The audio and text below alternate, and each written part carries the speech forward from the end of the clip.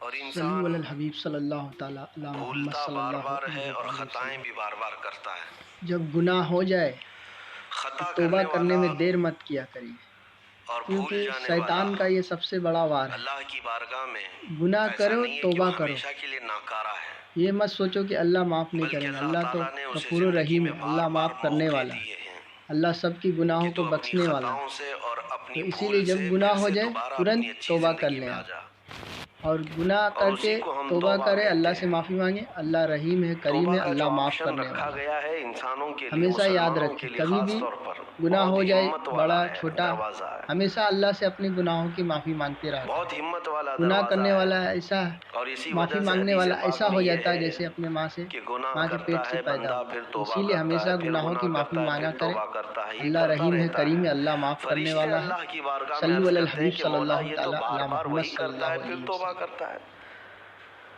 اگر ہمارے ساتھ کوئی غلطی ایک بار دو بار کر دے، تیسری بار تو ہم اسے چھوڑیں گے بھی نہیں، انسانوں کی طبیعت تو یہی ہے۔ لیکن بندہ جب بار بار ایک خطا کرتا ہے اور پھر توبہ کرتا ہے، پھر خطا پھر توبہ، تو فرشتے جب اللہ کی بارگاہ میں یہ عرض کرتے ہیں کہ یہ مولا یہ ہر بار یہی کرتا ہے، تو جانتے ہیں پروردگار عالم کیا فرماتا ہے؟ ارشاد فرماتا ہے، اے میرے فرشتوں، میرا بندہ مجھے رحمان سمجھتا ہے، اس لیے بار بار توبہ کرتا ہے، مجھے وہ ارحم الراحمین سمجھتا ہے، ورنہ کون بار بار اللہ تبارک و تعالیٰ کی بارگاہ میں دروازہ کھٹکھٹاتا؟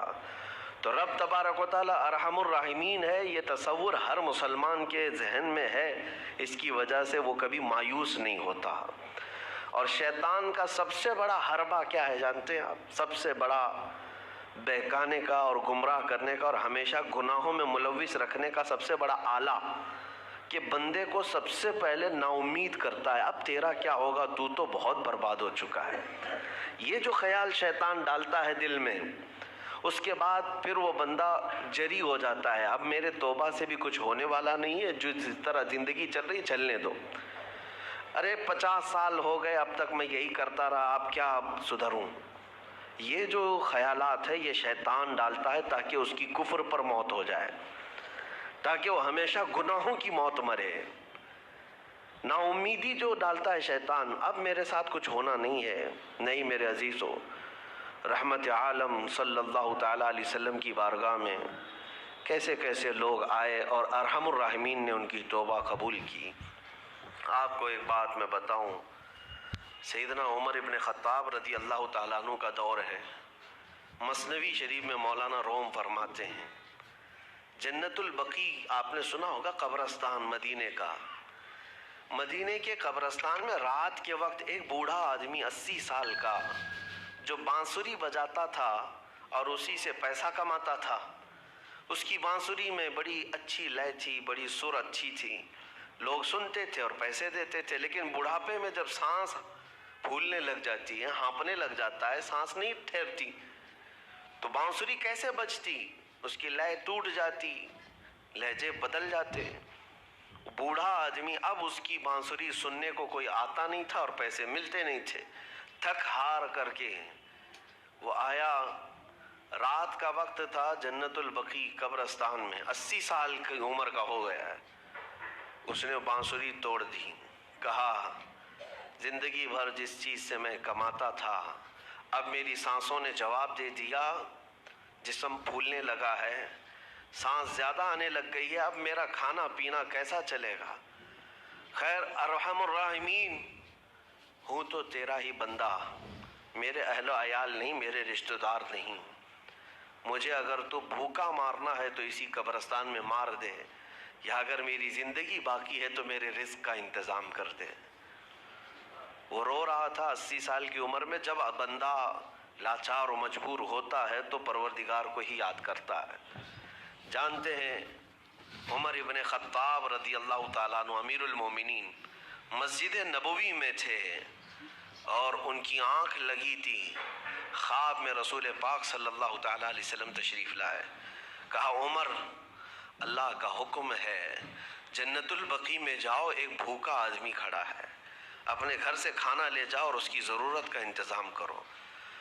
نیند کھلی تو آپ نے دیکھا اللہ کے حبیب صلی اللہ علیہ وسلم کی طرف سے حکم آیا، اور رب ذوالجلال کا حکم ہے، گھر سے عمدہ کھانا لیا تو شادان لے کر کے کچھ مال و متاع بھی لے کر قبرستان میں گئے، ڈھونڈا کون ہے یہاں پر، تو دیکھا کہ ایک ہانپتا کانپتا ہوا 80 سال کا بوڑھا روتا ہوا نظر آیا۔ امیر المومنین اپنے ہاتھ میں توشادان لے کر اس کے قریب گئے، کہا تو بھوکا ہے؟ کہا ہاں بھوکا ہوں۔ بیٹھ چل میں تجھے کھلاتا ہوں۔ دسترخوان بچھا کر اسے اپنے ہاتھوں سے کھلایا اور اسے اپنی ضرورت کے مطابق جو ضروریات تھیں اس کی ضرورت کے مطابق وہ ساری چیزیں دی۔ وہ بوڑھا پوچھتا ہے آپ کون ہیں؟ حضرت عمر فاروق نے کہا میں عمر ابن خطاب ہوں۔ وہ ڈر گیا، حضرت عمر سے کون نہیں ڈرتا تھا کہ کہیں یہ کھلا پلا کر کے مجھے کوڑے نہ ماریں کہ زندگی بھر بانسری بجانے والا آج پکڑا گیا ہے، ہاں آج مجھے یہ سزا نہ دے دے۔ وہ کانپنے لگا، کہا کہ آپ یہاں کیسے؟ حضرت امیر المومنین کہتے ہیں میں خود نہیں آیا، مجھے اللہ کے رسول نے بھیجا، اور رب تبارک و تعالیٰ کا حکم آیا تھا کہ تو بھوکا ہے اور تو نے رزق مانگا ہے اور مجھے تیرے رزق دے کر کے بھیجا گیا ہے۔ وہ چیخ مار کر کے گر پڑا زمین پر اور رونے لگا، اپنے ہاتھ پھیلا کر کہا سچ فرمایا مولا تو ارحم الراحمین ہے، 80 سال تجھ سے دور بھاگتا رہا، ایک بار کیا تجھے میں نے پکارا، تو نے وقت کی امیر المومنین کو کھانا دے کر بھیج دیا۔ اللہ رب العزت کی بارگاہ میں نا امیدی اور مایوسی جو شیطان لاتا ہے اس سے بندے بھٹک جاتے ہیں، بہک جاتے ہیں، انہیں توبہ کی توفیق بھی نہیں ملتی۔ اسی لیے میرا مولا فرماتا انا عند ظن عبدی بی، رب تعالیٰ فرماتا میرا بندہ میرے بارے میں جیسا گمان کرتا ہے میں اس کے ساتھ ویسا سلوک کرتا ہوں۔ تم کیا گمان کرتے ہو؟ وہ سخت پکڑ کرے گا، ابھی مار ڈالے گا، وہ غفار ہے، قہار ہے، جبار ہے، لیکن ساتھ میں وہ ستار بھی ہے، وہ رحمان بھی ہے، رحیم بھی ہے۔ اگر رب تبارک و تعالی ہر چیز پر پکڑ کرتا تو ہمارا تو جینا ہی نہیں تھا، یہاں پر اتنے گناہ ہو چکے۔ اور وہ رب تعالیٰ فرماتا وسعت رحمتی کل شیء، میری رحمت نے ہر چیز کو گھیر رکھا ہے۔ اللہ رب العزت بندوں کو معاف کرنے کا اظہار زیادہ فرماتا ہے۔ اور جانتے ہیں آپ گناہ جب عام ہوتے ہیں، میں آپ کو اپنے گھر کی بات بتا دوں، میرے گھر میں آپ 4 دن کے مہمان بن کر کے آئے ہیں، کبھی میری کھڑکی توڑ رہے ہیں، کبھی دروازہ توڑ رہے ہیں، کبھی ہمارے گھر کے برتن پٹک رہے ہیں، کبھی فرشی اکھاڑ رہے ہیں، کب تک برداشت کروں گا؟ آپ کو نکال کر باہر کر دیں گے، مہمان نہیں، یہ بلا ہو گئی ہے، گھر سارا اجاڑ رہا ہے۔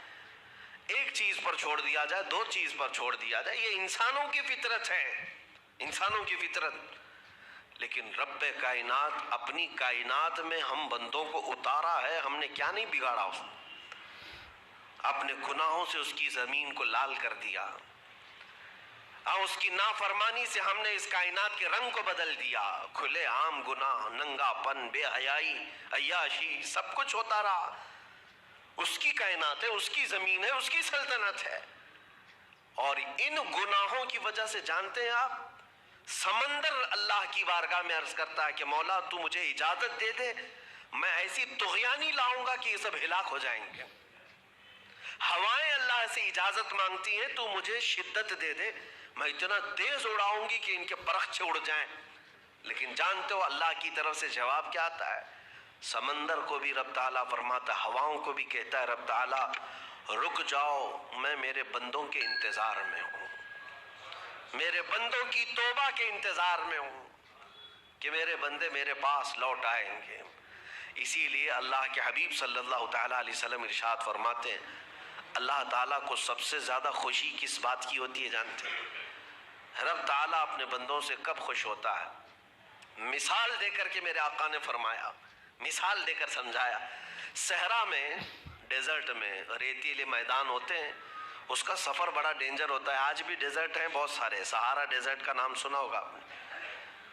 ہم گئے ہیں 200-250 کلومیٹر تک آپ چلتے رہو گاڑی، نہ ایک درخت نظر آتا ہے، نہ پہاڑ نظر آتا ہے، نہ گھر نظر آتا ہے، کچھ بھی نہیں۔ اس طرف میدان ریت کا اور آسمان لگا ہوا دکھتا ہے، ادھر بھی آسمان، تنہا ہم اکیلے نظر آتے رہتے ہیں۔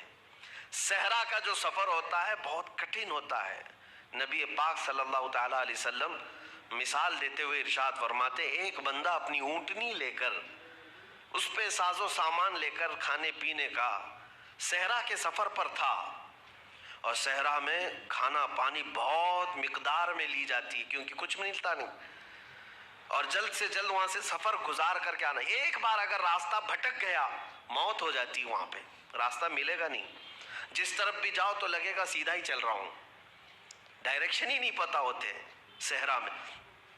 حضور پاک صلی اللہ علیہ وسلم فرماتے ہیں ایک بندہ صحرا کے سفر میں اپنی اونٹنی کے ساتھ ساز و سامان لے کر سفر پر تھا، بیچ راستے میں اسے نیند آئی، سویا، سو کر کے اٹھا تو دیکھا اس کی اونٹنی ساز و سامان کے ساتھ غائب ہے، صحرا میں، بیچ صحرا میں۔